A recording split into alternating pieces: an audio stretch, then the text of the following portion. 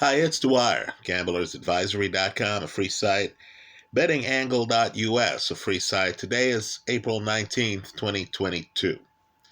Remember, the opinion you should follow should be your own.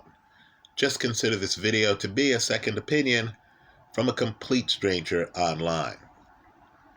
Now, the whole time I've been online here, which goes back maybe a little bit over 10 years, there are two fighters who really stood out to me more than the others in terms of uniqueness, in terms of a skill level that you really couldn't duplicate. Well, dare I say, call these guys naturals, right? One was Dmitry Pirog, who gave Danny Jacobs his first loss, a fight we called here on YouTube. The other, a little bit more controversial with fight fans, is James DeGale, a guy who in Boston beat Andre Durrell, right, in a championship match. Now, what made these guys really special is some of the same things that makes two of boxing's absolute best, Terence Crawford and Tyson Fury, special. And it was the ability to change their lead foot several times in a round. Right now, they're different than the guys I just mentioned, Crawford and Fury, because Crawford and Fury actually commit to the switch. But Pirog and DeGale, in an interactive manner, in other words, depending on what their opponent was doing, these guys, to get the favorable angles, would literally go from being right-handed to left-handed flawlessly. Right? DeGale could do it several times in a sequence, and the punches were still powerful. Both of these guys still had the full assortment of their punches, whether they were righty or lefty. So an opponent who could be A+ in their construct, let's say they're facing a right-handed guy who completely knows how to be right-handed, that right-handed guy might fall apart if that person gets dazed and then suddenly, instead of facing a righty, they're facing a southpaw. Worse yet, a southpaw over at an angle. Well, YouTube really has lifted boxing analysis, certainly for me. And there's a video, and it's special, in my favorites folder that I just highlighted on one of my favorite fighters of all time. He predates YouTube. It's the middleweight champion from the 1980s, Marvelous Marvin Hagler. And that video is done by the modern martial artist. Right? Let me just say that Hagler is a master. You're talking about a Hall of Famer. As I like to say, there are a few things in life you knew in the middle of the 1980s. One of them was that Marvin Hagler was the middleweight champion. In the video, and this is the first time I've seen this, and it's 2022. But in the video, the modern martial artist, and sometimes it takes outsiders, someone into martial arts, to look at boxing, to shed a light on Marvin Hagler's footwork. Folks, it's beyond original.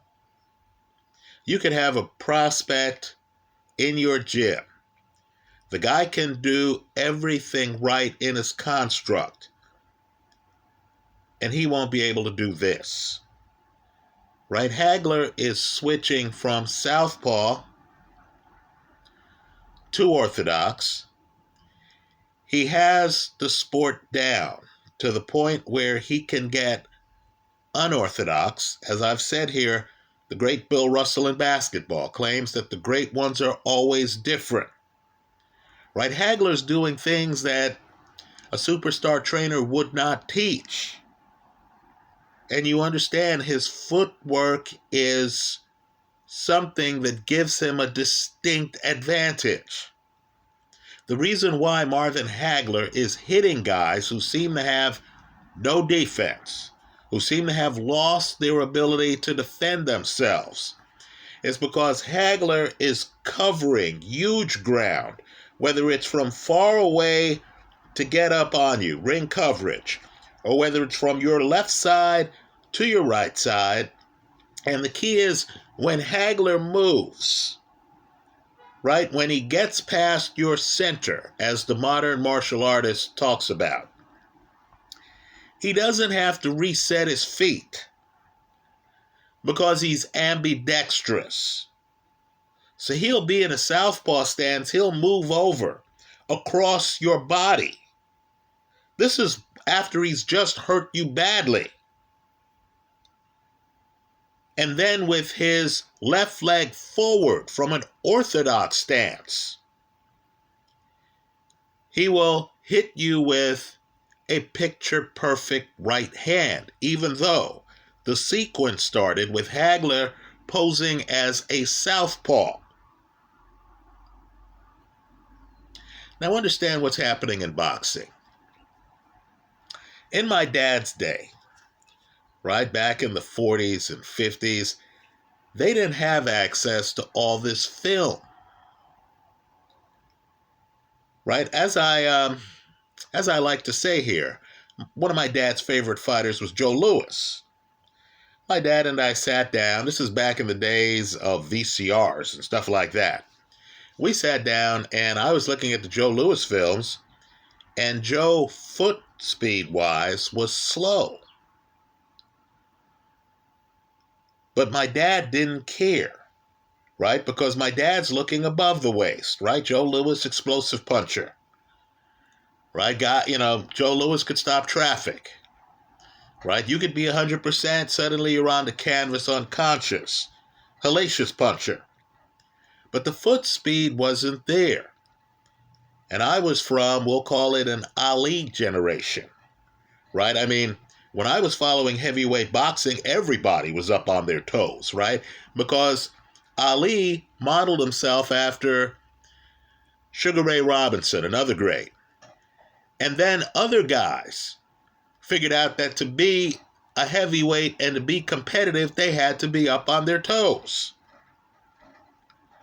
right? Well, let me just say, now that we have YouTube, now that we have the internet, now that we can splice together several of Marvin Hagler's fights and see him doing oddball things, like jumping off of his right leg to throw a straight right jab on a guy, then pivoting into an orthodox stance where he's throwing hooks. Now that we're seeing the benefits of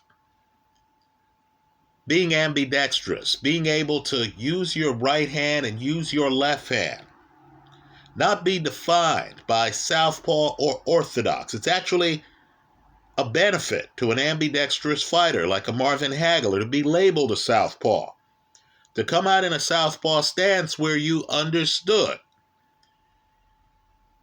As the pockets seemed to be falling apart, Hagler was actually switching to orthodox, hitting guys with flush right hands. His right may well have been his real dominant hand.